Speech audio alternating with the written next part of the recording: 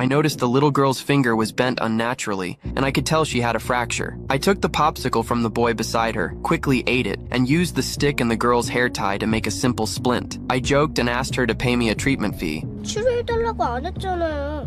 어쨌든 치료했잖아, 내나. Just then, her father rushed over and took her away. I reminded them to go to the hospital for a full examination. At the hospital, the doctor was shocked when he saw the splint, praising how timely and professional the fixation was. If they had been any later, her finger might not have been saved. Around the corner, the girl heard a familiar voice and realized it was me who had helped her earlier. Her father was about to thank me when he suddenly burst into a violent cough. I sensed something was wrong and reached out to examine his chest, but he pushed me away and said it was nothing serious. Not long after, he began having trouble breathing. At that moment, a major highway accident occurred, and a flood of injured patients poured into the hospital. The medical staff had no time for anything else. The girls screamed in panic. A female doctor came to check on them, but was immediately called away to treat accident victims, so she told a colleague to take the father for a CT scan. Feeling uneasy, I followed them. Inside the elevator, the father suddenly collapsed. We quickly laid him flat. While the doctor went to get emergency equipment, I placed my hand on the patient's chest, and a three-dimensional image of his heart flashed through my mind. I realized he had gone into cardiac arrest. The doctor returned with a respirator and prepared for intubation, but I insisted they check his heart first. After confirming there was no heartbeat, I immediately guided the doctor through chest compressions and asked the nurse to bring the defibrillator. After an urgent round of resuscitation, the father's heartbeat returned, but he needed emergency surgery right away. Because of the accident victims, every surgeon in the hospital was already in the OR. The nurse warned that without immediate surgery, the patient could die at any moment. The little girl grabbed me through her tears as I was about to leave, pulled a few coins from her pocket, and placed them in my hand. Seeing her tears, I made up my mind. No matter what consequences I might face, I would do everything in my power to save her father.